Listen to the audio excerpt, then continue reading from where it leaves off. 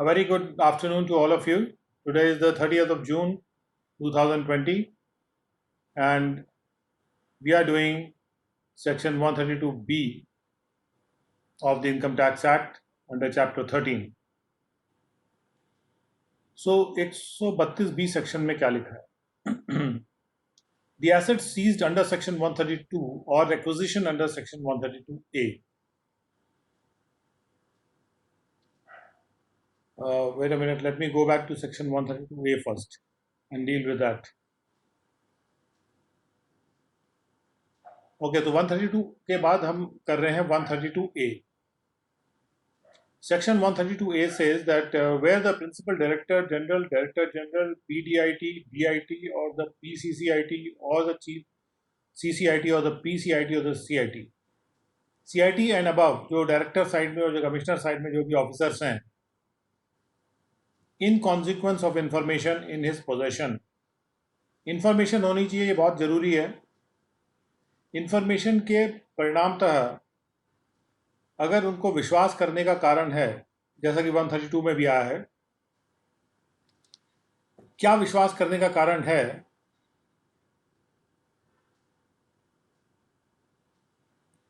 कि any person to whom a summons has been issued, किसी व्यक्ति को जिसको 131(1) का सम्मन इशू किया गया है या जिसको 142(1) का नोटिस इशू किया गया है, जैसे 132 में भी था, या पुराने एक्ट के प्रावधानों में कोई सम्मन इशू किया गया है या कोई नोटिस इशू किया गया है इसी प्रकार का, और उस नोटिस के द्वारा उसे कहा गया है कि आप प्रोड्यूस करिए या कॉज टू बी प्रोड्यूस करिए कोई भी बुक्स ऑफ अकाउंट्स या दूसरे डॉक्यूमेंट्स, लेकिन उसने ओमिट कर दिया या फेल कर गया. ओमिट में दो चीज़ें होती हैं, ओमिट हो भी जाता है और ओमिट किया भी जा सकता है. फेल कर गया जहाँ पर कोशिश करने पे भी आदमी फेल हो गया, यानी कि उसने कोशिश की लेकिन वो नहीं कर सका, तो वहाँ पर भी ये अप्लाई करता है कि जहाँ एसएससी फेल कर गया या उसने ओमिट कर दिया बुक्स ऑफ अकाउंट्स या डॉक्यूमेंट्स को प्रोड्यूस करना या करवाना, जैसा कि समन्स या नोटिस में रिक्वायरमेंट थी करने के लिए, as required by such summons और notice, and the said books of accounts और other documents have been taken into custody, और उन बुक्स ऑफ अकाउंट्स और डॉक्यूमेंट्स को कस्टडी में ले लिया गया रहा है बाय एनी ऑफिसर और अथॉरिटी, किसी ऑफिसर के द्वारा या किसी भी अथॉरिटी के द्वारा, अंडर एनी अदर लॉ, यानी किसी इनकम टैक्स के अलावा किसी लॉ के तहत अगर उन बुक्स ऑफ अकाउंट्स या उन डॉक्यूमेंट्स को किसी भी ऑफिसर या किसी अथॉरिटी ने अपने कस्टडी में ले लिया है, जो law time being in force में थी या उस वक्त जो फोर्स में है, उस लॉ के तहत, जो कि इनकम टैक्स लॉ के तहत नहीं, उसके अलावा किसी और लॉ के तहत अगर किसी भी बुक्स ऑफ अकाउंट्स या डॉक्यूमेंट्स को कस्टडी में किसी और ऑफिसर या किसी और अथॉरिटी ने ले लिया है, इस बात का रीजन टू बिलीव इन अथॉरिटीज को अगर है, यानी उनको विश्वास करने का कारण है कि किसी और अथॉरिटी ने या किसी और ऑफिसर ने किसी और लॉ के तहत उन्हीं बुक्स ऑफ अकाउंट्स डॉक्यूमेंट्स को अपने कस्टडी में ले लिया रहा है, या जो कि जो उन्होंने ज़रूरी किया था किसी पर्सन को कि भी वो प्रोड्यूस करें उनके सामने, या फिर और एनी बुक्स ऑफ अकाउंट्स और other documents will be useful for और relevant to any proceeding under the income tax act 1922 और अंडर दिस एक्ट. और यदि उनको ये रीज़न टू बिलीव है कि कोई ऐसी बुक्स ऑफ अकाउंट्स या डॉक्यूमेंट्स हैं जो यूजफुल होंगी या सुसंगत होंगी किसी भी प्रोसीडिंग में और रेलेवेंट टू एनी प्रोसीडिंग्स जो इस एक्ट में करी जा रही हैं, and any person to whom a summons और notice as aforesaid has been और माइट बी इशूड, और कोई भी व्यक्ति, कोई भी पर्सन जिसको समन्स या नोटिस जैसे ऊपर कहा गया है, यानी ए में जैसे कहा गया है, अगर उसको नोटिस इशू किया गया है, सम्मन इशू किया गया है या इशू किया जा सकता है, माइट बी इशूड, और जिसको ये नोटिस इशू किया गया या इशू किया जाएगा और उसके बारे में रीज़न टू बिलीव ये है कि वो नहीं फर्निश करेगा या नहीं देगा, विल नॉट और वुड नॉट प्रोड्यूस नहीं करेगा या प्रोड्यूस नहीं करवाएगा ऐसे बुक्स ऑफ अकाउंट्स या दूसरे डॉक्यूमेंट्स को। On the return of such books of accounts और other documents by any officer और अथॉरिटी, जब वो ऑफिसर या अथॉरिटी उसको वापस कर देंगी उस व्यक्ति को उन बुक्स ऑफ अकाउंट्स और डॉक्यूमेंट्स को, तो उसके बाद भी वो उनको प्रोड्यूस नहीं करेगा जिनके द्वारा वो कस्टडी में लिए गए हैं। बाय हुम और which such books of accounts और other documents have been taken. By which का मतलब द अथॉरिटी बाय विच, और बाय हुम जो है ऑफिसर के लिए है कि by whom, by which officer, by whomsoever officer. तो मतलब जिस ऑफिसर ने या जिस अथॉरिटी ने उन बुक्स को अपने कस्टडी में ले लिया था और उन बुक्स ऑफ अकाउंट से डॉक्यूमेंट्स को प्रोड्यूस करने के बारे में ऊपर दी गई अथॉरिटीज़ को ये रीज़न टू बिलीव है, विश्वास करने का कारण है कि जब वो अथॉरिटी या वो ऑफिसर जब वापस करें बुक्स को, तो जिसको सम्मन या नोटिस दिया गया है वो व्यक्ति या दिया जाएगा वो व्यक्ति उनको प्रोड्यूस नहीं करेगा। इस तरह का अगर रीज़न टू बिलीव ऊपर दी गई अथॉरिटीज़ के पास है, और कमिश्नर और उसके ऊपर वाली अथॉरिटीज़ यहाँ पर लिस्टेड है। And any assets represent either wholly or partly income or property which has not been or would not have been disclosed for the purposes of the Indian Income Tax Act or this Act by any person from whose possession or control such assets have been taken into custody by any officer or authority under any other law for the time being in force। तो ये पूरे के पूरे जो तीनों बातें हैं ये उस संदर्भ में हो रही हैं जब कोई दूसरी लॉ के तहत कोई भी ऑफिसर या अथॉरिटी कोई एसेट्स को या कोई बुक्स ऑफ अकाउंट्स या कोई डॉक्यूमेंट्स को वो अपनी कस्टडी में ले लेता है। तो जब वो ऐसा करता है और अगर वो एसेट्स हैं और उसमें से होली या पार्टली जो इनकम है वो या तो डिस्क्लोज नहीं की गई रही है या डिस्क्लोज नहीं की जाएगी, ऐसा रीज़न टू बिलीव अगर ऊपर दी हुई अथॉरिटीज़ के पास हैं,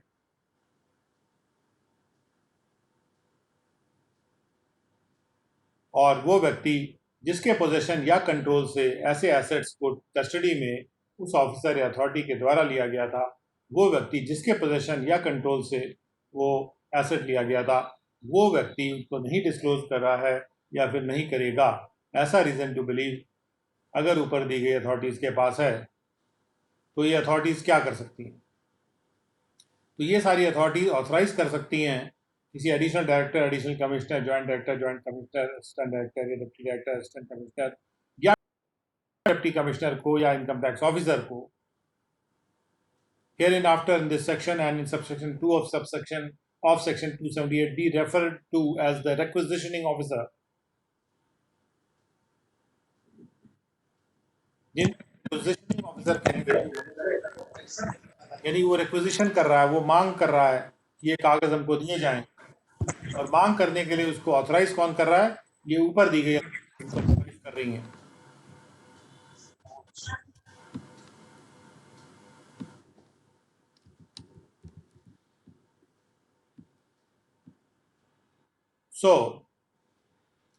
जब भी ऐसा होता है कि इस तरह का जो 3 सेक्शंस में ए बी सी में जो रीज़न टू बिलीव पैदा होता है ऊपर दी गई अथॉरिटीज़ के माइंड में,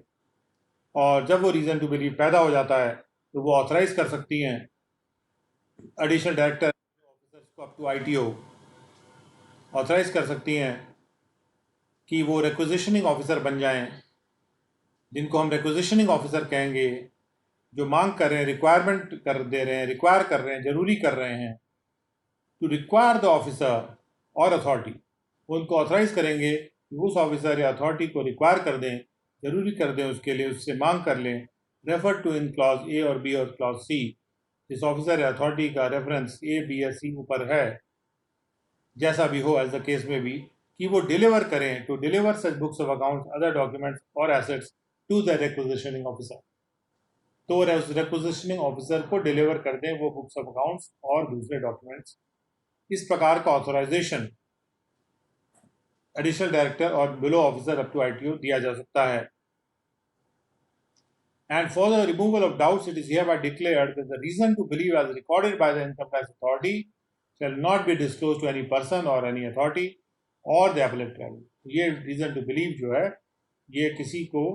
up to the appellate tribunal disclose नहीं किया जाएगा। And ये requisition जब हो गया उसके बाद क्या होगा, एक बार ये देख लेते हैं कि requisition होने पे क्या होता है। Then we can again revise the terms and conditions given in the section. On a requisition being made under the subsection 1, the officer or the authority referred to in clause A or clause B or clause C as the case may be of that subsection, जब requisition की जाती है तो वो जो officer या authority है जिसने कस्टडी में ले लिया था उन बुक्स ऑफ अकाउंट्स को, डॉक्यूमेंट्स को या एसेट्स को, shall deliver the books of accounts, उसकी ये ड्यूटी हो जाती है कि वो डिलीवर करेगा उन बुक्स ऑफ अकाउंट्स को, द डॉक्यूमेंट्स को या वो एसेट्स को to the requisitioning officer. Requisitioning officer को डिलीवर करेगा आइदर फोर्थविथ, या तो तुरंत करेगा, और व्हेन सच ऑफिसर और authority is of the opinion that it is no longer necessary to retain the same in his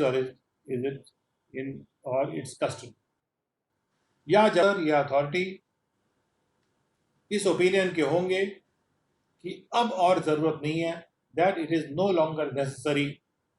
to retain the same, उनको अपने पास बरकरार रखने के लिए ज़रूरी नहीं है उन बुक्स ऑफ अकाउंट्स या डॉक्यूमेंट्स को या एसेट्स को उनके अपनी कस्टडी में रखना उनके लिए ज़रूरी नहीं है। जब वो ऐसा सोचेंगे तो उनको दे देंगे, या तो तुरंत दे देंगे या फिर जब वो ऐसा सोचते हैं कि उनको उसकी अब ज़रूरत नहीं है।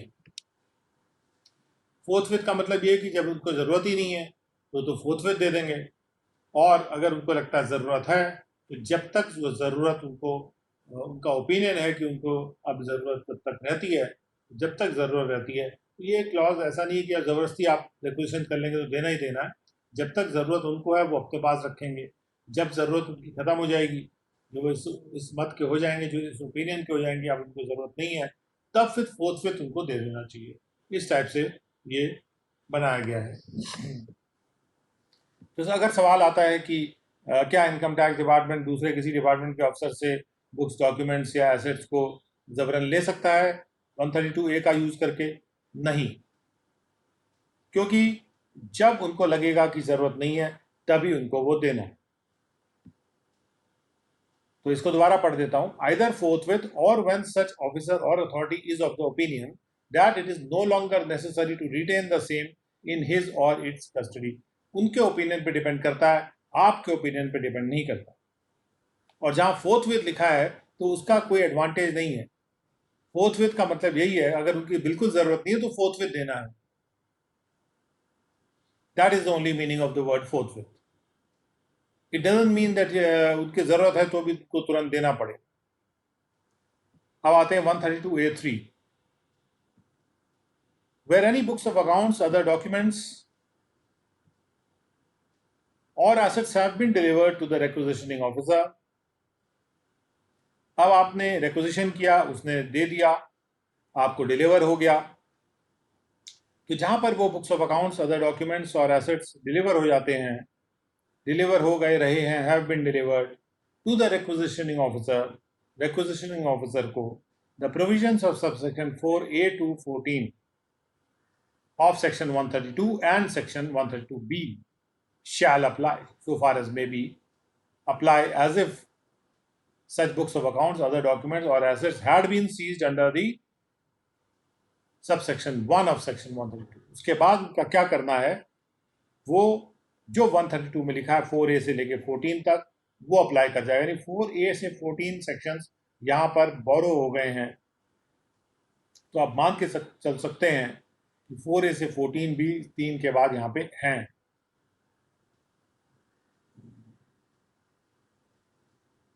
From the custody of the person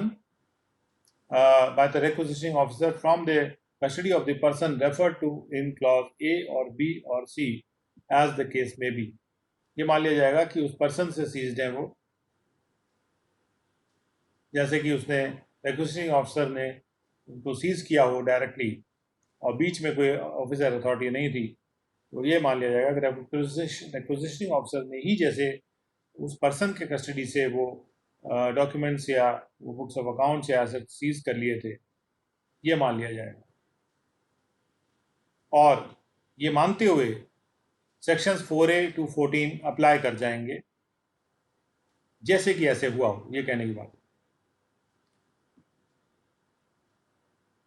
और as the case may be of subsection 1 of this section and as if for the words the authorised officer, और ये सेक्शन ऐसे लगेंगे जैसे ऑथराइज्ड ऑफिसर की जगह पे रिक्विजिशनिंग ऑफिसर शब्द वहां पे लगा दिया गया। यानी जब बोरो किया जा रहा है तो ऑथराइज्ड ऑफिसर जहाँ शब्द यूज किया गया है 132 में, उसको बदल के उसकी जगह पे रिक्विजिशनिंग ऑफिसर नाम का शब्द उसकी एवज में यूज किया जाएगा या उसको पढ़ा जाएगा। सो ये है 132A, जहां पर क्या हो रहा है, रीजन टू बिलीव किस बात का है, इसको एक बार रिवाइज कर लेते हैं। रीजन टू बिलीव इस बात का है कि जब भी कोई सम्मन्स या नोटिस 142(1) या 131(1) के तहत किसी पर्सन को भेजा गया है और उसको कहा गया है कि उसके द्वारा कि वो बुक्स को प्रोड्यूस करे या दूसरे डॉक्यूमेंट्स को प्रोड्यूस करे, लेकिन उसने वो ओमिट कर दिया या फेल कर गया उनको प्रोड्यूस करने से। और दूसरी बात यह है कि ऐसे बुक्स ऑफ अकाउंट्स या डॉक्यूमेंट जो हैं जिनको रिक्वायर किया गया था उस संबंध से नोटिस के द्वारा, उनको कस्टडी में ले लिया गया रहा है किसी और ऑफिसर या अथॉरिटी के द्वारा। अगर किसी और ऑफिसर अथॉरिटी के द्वारा नहीं लिया गया तो यहाँ 132 अप्लाई कर जाएगा, यानी सर्च किया जा सकता है। हैव बीन टेकन टू, अगर उसको कस्टडी में किसी और ऑफिसर अथॉरिटी ने ले लिया है, इस बात का रीजन टू बिलीव अगर हो गया है। दूसरा बात कि यदि कोई बुक्स ऑफ अकाउंट्स या डॉक्यूमेंट्स जो यूजफुल हो सकते हैं, यूजफुल होंगे या सुसंगत होंगे, यूजफुल और रेलेवेंट, सुसंगत होंगे या यूजफुल होंगे किसी भी प्रोसीडिंग के लिए जो कि इस एक्ट में करी जा रही हैं, और कोई भी पर्सन जिसको कि सम्मन या नोटिस इशू किया गया है या फिर इशू किया जाएगा, वो उनको डिलीवर नहीं करेगा, उनको प्रोड्यूस नहीं करेगा। जब उसको वापस मिलेंगी वो बुक्स ऑफ अकाउंट्स या डॉक्यूमेंट्स उस ऑफिसर या अथॉरिटी से जिसके द्वारा वो कस्टडी में उससे ली गई थी, तो उसके वापस करने के बाद अगर रीज़न टू बिलीव इस बात का है कि वो व्यक्ति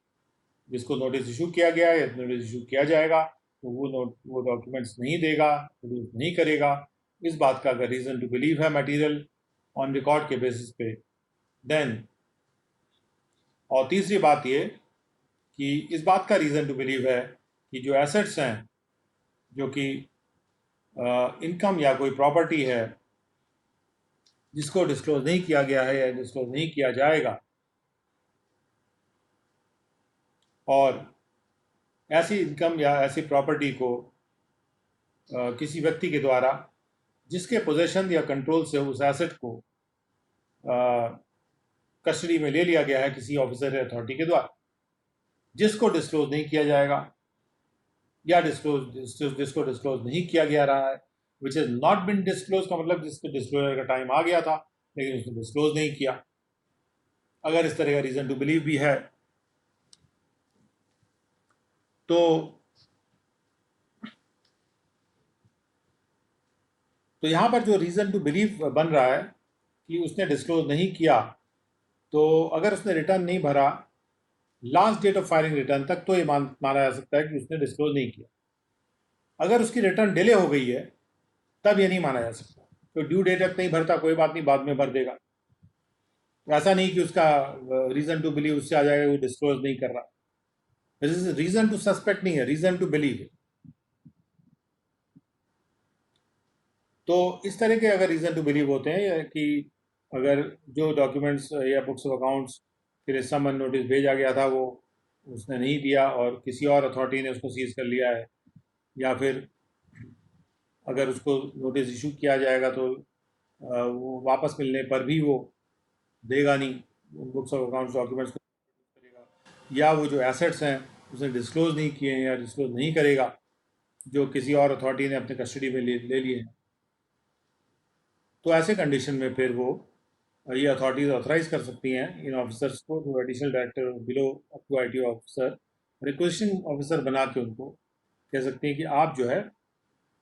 उनसे मांगिए। और जब वो मांगेंगे तो इसके बारे में कहा गया कि जब तक उनको लगता है ज़रूरी नहीं है, तो जब उनको लगेगा ज़रूरी नहीं है उनको चाहिए, तो वो उसको रिक्वेस्टिंग ऑफिसर को दे देंगे। और जब वो उसको दे देंगे, उसके बाद की कार्रवाई 4A से जो 14 तक है, जहाँ पे ऑथराइज ऑफिसर की जगह जैसे रिक्वेस्टिंग ऑफिसर लिख दिया गया हो, वो सेक्शन लागू हो जाएंगे। तो ये हो गया 132A। और इसके बाद आते हैं 132B पर, एप्लीकेशन ऑफ सीज्ड और एक्विजिशन एसेट्स। मतलब जो सीज्ड एसेट्स हैं या जो रिक्विजिशन एसेट्स हैं। सीज्ड एसेट्स कैसे हैं? जो 132 में सीज हुए हैं। रिक्विजिशन एसेट्स कैसे हैं? जैसे 132A में जो रिक्विजिशन हुए हैं। तो जो एसेट्स सीज हुए हैं 132 सेक्शन के अंतर्गत, या जो रिक्विजिशन हुए हैं सेक्शन 132A के अंतर्गत, may be dealt with in the following manner, उनको निम्नलिखित प्रकार से उनके साथ डील किया जा सकता है। सबसे पहले एसेट्स की बात हो रही है, या बुक्स ऑफ अकाउंट्स या डॉक्यूमेंट्स की बात नहीं हो रही। The amounts of any existing liability under this Act, Wealth Tax Act, Expenditure Act, Tax Act, and Gift Tax Act, and the Interest Tax Act, and the amount of liability determined on the completion of the assessment under Section 153A, जिसको search assessment भी बोलते हैं, and the assessment of the year relevant to the previous year in which search is initiated, और उस साल के assessment पे जब सर्च जिस साल में इनिशिएट की जाती है, और रिक्विजिशन इज मेड, और जब या तो रिक्विजिशन की जाती है, और the amount of liability determined on the completion of the assessment under chapter 614B, या जो लायबिलिटी डिटरमिन होती है चैप्टर 14B के असेसमेंट पे कंप्लीट होने पे, तो ब्लॉक पीरियड का असेसमेंट है, as the case may be, including any penalty levied on interest payable, और कोई भी इंटरेस्ट पेएबल हो, और इंटरेस्ट पेएबल इंटरेस्ट हो या पेनल्टी लेवी की गई हो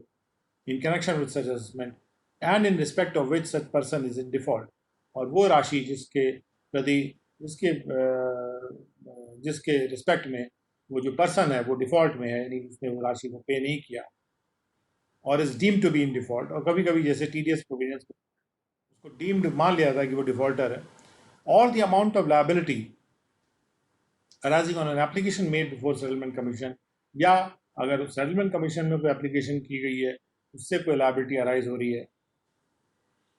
यानी सेटलमेंट कमीशन में एप्लीकेशन कर दी गई है कि, और सेटलमेंट कमीशन ने ऑर्डर कर दिया है, और उस ऑर्डर पे लायबिलिटी अराइज हो गई है, उसको पे करना है, जो लायबिलिटी 245C(1) में अराइज होती है, मे be recovered out of such assets. तो ऐसे जो भी एसेट्स सीज हुए हैं, उन सीज्ड एसेट्स से गवर्नमेंट की जो भी लायबिलिटी ऊपर दिए गए सेक्शंस में है, apart from the income tax act, under this act तो है ही है, प्लस जो भी, थैंक गॉड यहाँ पे इनकम टैक्स एक्ट 22 नहीं लिखा हुआ, तो इतनी पुरानी लायबिलिटी भी जो है यहाँ पे आ जाती, पर शायद उसके रिकॉर्ड ही नहीं है हमारे पास। So let's see the amount of any existing liability under this act, the wealth tax act, expenditure tax act, ये जितने भी एक्ट हैं, इन एक्ट में जो भी लायबिलिटी है apart from income tax act, this act जो है, और जो भी लायबिलिटी डिटर्मिन हुई है 153A के असेसमेंट से, या उस साल के असेसमेंट से जब सर्च इनिशिएट की जाती है, रिक्वेजिशन की जाती है, या कोई ऐसी लायबिलिटी जो कि चैप्टर 14B के जो ब्लॉक पीरियड का असेसमेंट होता है सर्च का, उसके कंप्लीट होने पर, या फिर कोई पेनल्टी लेवी की गई है, या कोई इंटरेस्ट पेएबल है, ये सारी राशियां उस एसेट से, या फिर सेटलमेंट कमीशन के द्वारा कोई एप्लीकेशन जब की गई थी उस पर कोई अराइज हो गई है लायबिलिटी, जब कोई एप्लीकेशन सेटलमेंट कमीशन के सामने की गई अंडर सबसेक्शन 245C, उस एप्लीकेशन से अराइज हो गई, arising on an application made, यानी वो सेटलमेंट कमीशन के ऑर्डर से भी अराइज हो सकती है, मे be recovered out of such asset, उन एसेट से ये सारी लायबिलिटीज रिकवर की जा सकती हैं। और provided that where the person concern makes an application to the assessing officer, अगर पर्सन कंसर्न एक एप्लीकेशन करता है असेसिंग ऑफिसर को, पर्सन कंसर्न कौन होगा जिससे वो एसेट सीज किए गए हैं, वो एप्लीकेशन करता है असेसिंग ऑफिसर को within 30 days from the end of the month in which the asset was seized. जिस महीने में एसेट सीज किया गया रहा था, उस महीने के अंत से 30 दिन के अंदर अगर वो एप्लीकेशन करता है असेसिंग ऑफिसर को for release of asset and asset को रिलीज करने के लिए, and the nature and source of the acquisition of any such asset is explained to the satisfaction of the assessing officer, और उस asset को का जो नेचर था या उसका जो सोर्स था, सोर्स ऑफ एक्विजिशन की किस स्रोत से वो अख्तियार किया गया था वो एसेट, अगर वो उससे असेसिंग एओ सेटिस्फाइड है उसके एक्सप्लेनेशन से बारे में कि वो nature and source of acquisition क्या था उस एसेट का, तो the amount of any existing liability referred to in this clause may be recovered। तो जो भी अमाउंट एग्जिस्टिंग लायबिलिटी का है referred to in this clause may be recovered out of such asset, तो उस लायबिलिटी को ऐसे एसेट से रिकवर किया जा सकता है। एंड द रिमेनिंग पोर्शन, और जो बाकी बचा हुआ पोर्शन है, if any of the asset may be release, उसको रिलीज किया जा सकता है with the prior approval of the PCCIT और द CCIT और द PCIT और CIT to the person from whose custody the assets were seized. तो ये काम असेसमेंट विंग का है, जहाँ पे वो एप्लीकेशन करता है और वो एसेट जो है उसको आफ्टर रिकवरिंग द लायबिलिटी को रिकवर करने के बाद जो बची राशि है वो उसको वापस की जा सकती है। तो जब भी कोई एसेट सीज होता है, ये नहीं है कि अगर एसेट कोई सर्च में सीज हुआ तो पुरानी लायबिलिटी को देखा ही नहीं, ऐसे ही रिलीज कर दिया, that can not be done. First you have to see कि सारे जितने भी ये ऊपर दिए गए एक्ट्स हैं, इनमें कोई लायबिलिटी इंटरेस्ट पेनल्टी या टैक्स की तो नहीं है। तो अगर कोई लायबिलिटी नहीं है तभी उसको आपको रिलीज करना है, अगर लायबिलिटी है तो उस लायबिलिटी को उस एसेट से रिकवर करना है, और यदि एसेट से नहीं चाहता एसेट से रिकवर करवाना तो उसकी जगह पर वो उसका पेमेंट कर देगा। Provided further that such asset or any portion thereof as is referred to in the first proviso shall be released within a period of 120 days from the date on which the last of the authorizations for search or for requisition as the case may be was executed। जो आखिरी authorisation जब execute हुआ था, और आखिरी authorisation का execute होने को डिफाइन किया गया पहले कि जो आखिरी पंचनामा बनता है उसमें कंक्लूजन ऑफ सर्च लिखा जाता है, ये पंचनामा आखिरी पंचनामा है, and now the search is concluded. तो जब वो लिख दिया जाता है कि सर्च इज कंक्लूडेड, तो वो मान लिया जाता है कि अब जो है last of the authorisation execute हो गया उस केस में। तो यहाँ ये बात कही जा रही है कि ऐसा एसेट जिसका रेफरेंस फर्स्ट प्रोवाइजो में है, यानी जिसको रिलीज किया जाना है, उसके लिए एप्लीकेशन किया गया है, shall be release with in a period of 120 days, उसको 120 दिन के अंदर रिलीज किया जाना है, from the date on which the last of the authorisation for search under section 132 और for acquisition as the case may be was executed. जब last authorisation execute हो गया उसके 120 दिन के अंतर्गत उस एसेट को रिलीज करना है, और रिलीज करने से पहले जो भी लायबिलिटी थी वो हमको कलेक्ट कर देनी है। अगर मान लीजिए तब तक 153A का असेसमेंट नहीं हुआ तो भी ये जो राशि, ये जो एसेट है, उसका क्या करा जाएगा, सवाल ये उठता है। क्योंकि यहां लिखा है कि जब तक लास्ट ऑथराइजेशन होता है उसके 120 दिन में उसको रिलीज किया जाए। तो आगे देखते हैं, if the asset consist solely of money, अगर उस एसेट में केवल मनी है और partly of money and partly of the other assets, the assessing officer may apply such money in the discharge of the liabilities referred to in clause 1 and the assessee shall be discharge of such liability to the extent of the money so applied। तो सबसे पहला काम क्या करना है assessing officer को, अगर money है तो मनी को उस लायबिलिटी के डिस्चार्ज में पहले लगा देना है, और जिस हद तक वो मनी लगा दिया गया असेसी उस लायबिलिटी से डिस्चार्ज हो जाएगा, उस हद तक जिस हद तक जो मनी अप्लाई किया गया था। और अगर एसेट्स जो हैं अदर देन मनी जो वाले हैं उनको भी अप्लाई किया जा सकता, may also be applied for the discharge of any such liability refer to in clause 1 as remains undischarged. जो बच गई अनडिस्चार्ज उस लायबिलिटी को डिस्चार्ज करने के लिए भी उन एसेट्स को जो कि मनी नहीं है वो लगाया जा सकता है। And for this purpose such asset shall be deemed to be under distraint. और इस पर्पज से, उसको लगाने के पर्पज से लायबिलिटी को पूरा करने के लिए उनके मान लिया जाएगा कि वो एसेट्स अंडर डिस्ट्रेंट हैं, deem to be under distraint as if such distraint was effected by the assessing officer, जैसा कि वो डिस्ट्रेंट जो है असेसिंग ऑफिसर ने इफेक्ट किया हो।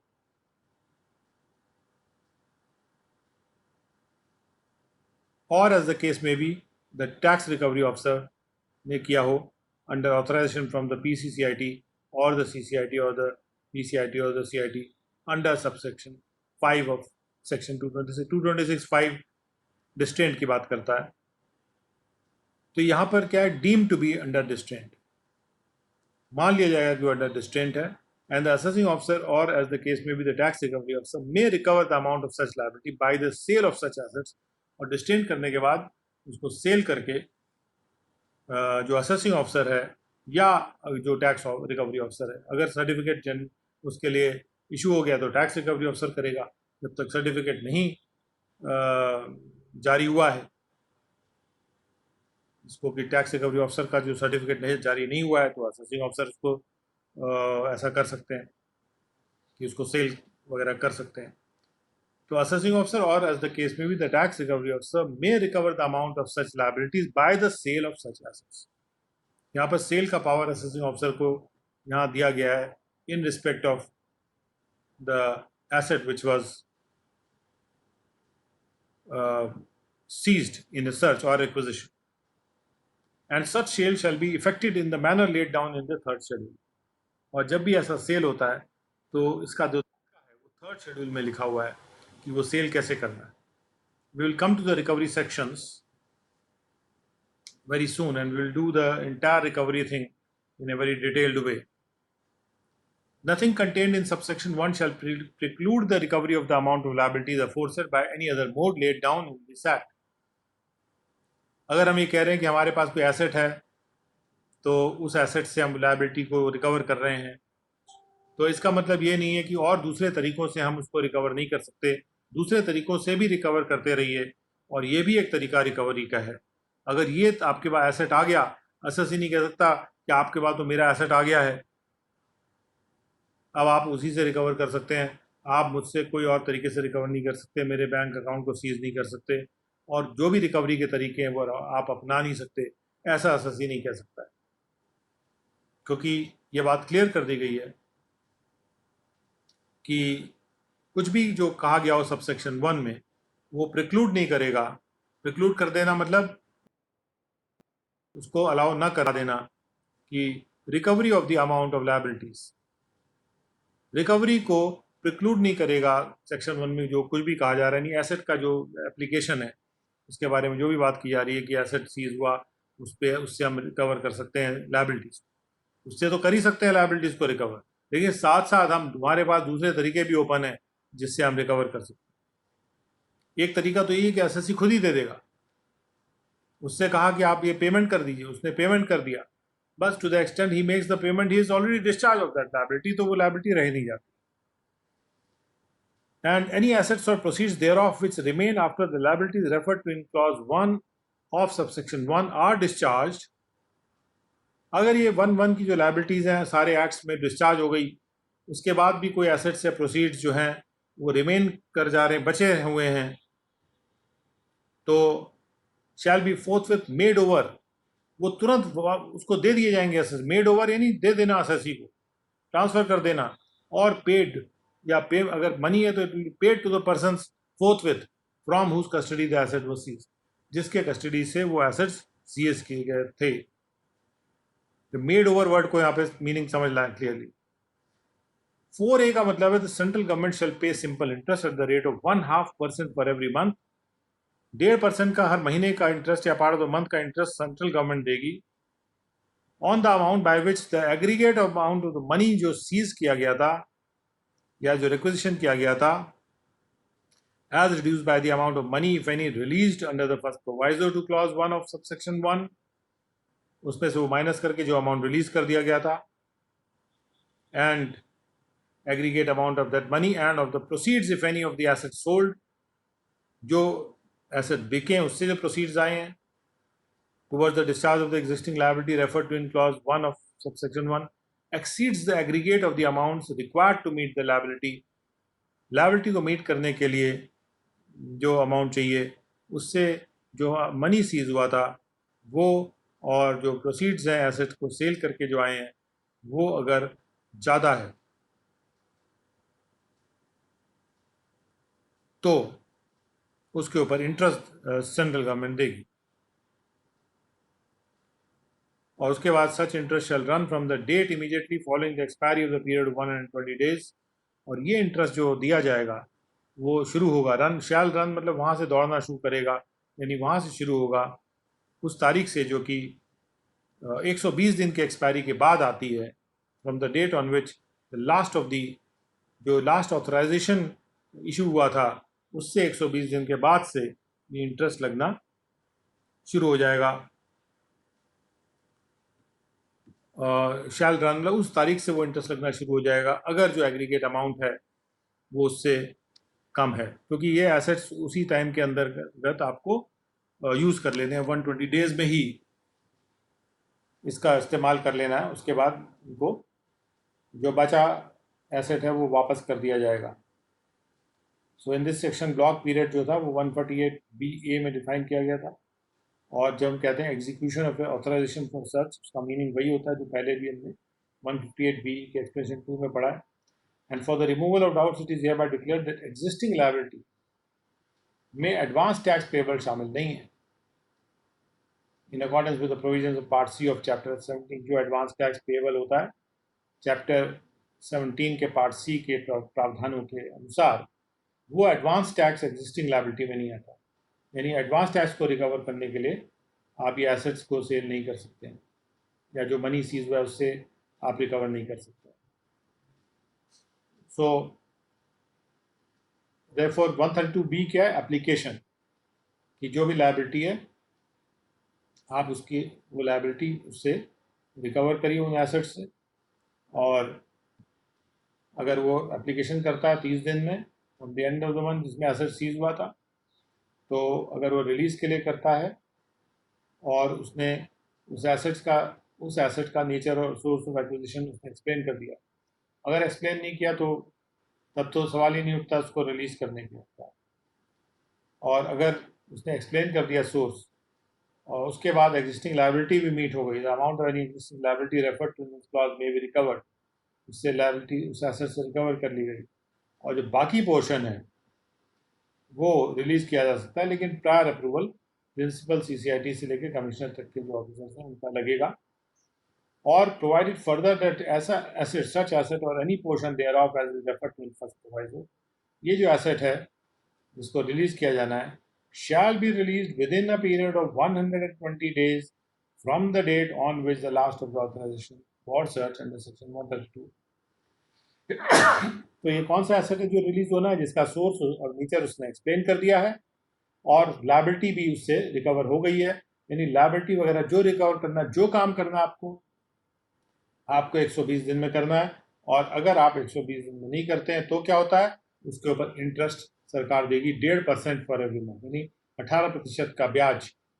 या पार्ट ऑफ द मंथ का ब्याज जो है वो देना होगा सरकार को।